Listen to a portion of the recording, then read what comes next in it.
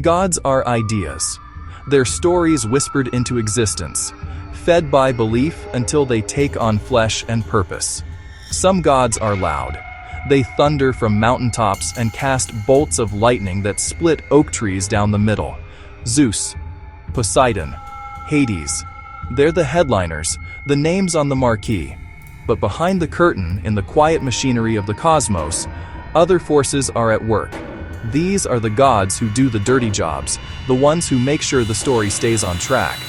They're the enforcers, the muscle, the ones you don't pray to, but you definitely fear. One such god is Cratos. His name isn't sung in hymns of praise, but it echoes in the silence after a divine decree. He's the personification of raw, unyielding strength. You won't find many statues of Cratos. He isn't the god of a good harvest or a safe journey across the wine-dark sea. He's the divine knuckle-duster, the cosmic crowbar. Every god comes from somewhere. A story, a place, a lineage. Cratos was born from the old blood, before the Olympians tidied up the cosmos. His father was the Titan Pallas. His mother was Styx, the river upon which even the greatest gods swear unbreakable oaths. To be born of such parents is to be born of conflict and consequence. Cratos and his siblings were the synthesis of strength and oath. Cratos, Baia, Zealous, Nike, force, violence, zeal, and victory. A formidable family. You've heard of her. Her name is on the shoes of mortals who run for glory. When war shook the world, Styx saw which way the celestial winds were blowing. She pledged her children to Zeus, a savvy transfer of power to the new king. This pledge defined Cratos' existence.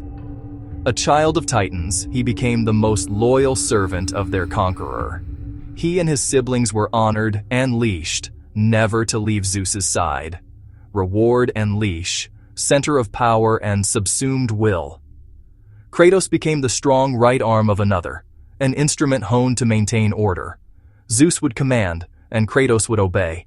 No debate, no moral questioning.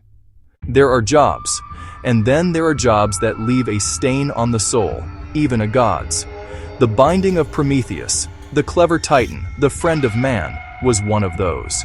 He stole fire meant for the gods and gave it to shivering mortals below. Profound compassion, unforgivable rebellion.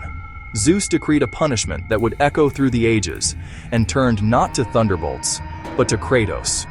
On the wind-scoured peaks of the Caucasus, the scene was set. Cratos, Baia, Hephaestus with adamantine shackles forged in volcanic heart.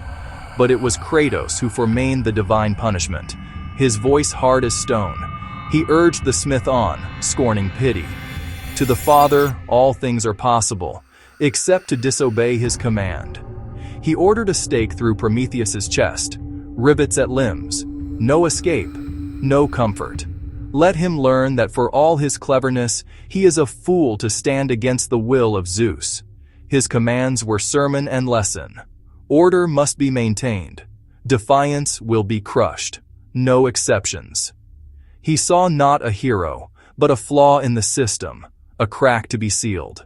The chain, the hammer, the nail. The God who ensured compassion could not go unpunished. Strength, applied without mercy. To really get Cratos, you gotta understand his loyalty, absolute written into his nature.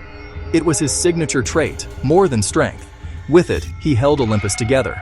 Among scheming gods, he was respected and feared, couldn't be bribed, convinced, or fooled. He didn't chase power. He was power, and it answered only to Zeus. Cratos stood apart, silent, imposing, focused on his king, loyal as a guard dog, scarier than any monster. That loyalty made him seem cold, less a person than a function. When he carried out Prometheus's torture, it wasn't personal. Orders to their brutal end. Feelings were variables that could wreck the mission. Weaknesses, he refused. So, what does it really mean to be strong? Cratos had mountain-lifting power, practically a law of nature. But absolute strength can be an absolute prison. Massive power chained to purpose. Left alone, it's disaster. It needs direction and control, and so he served. Power without wisdom, compassion, or purpose is a tool of destruction. Cratos was that grim necessity behind golden thrones.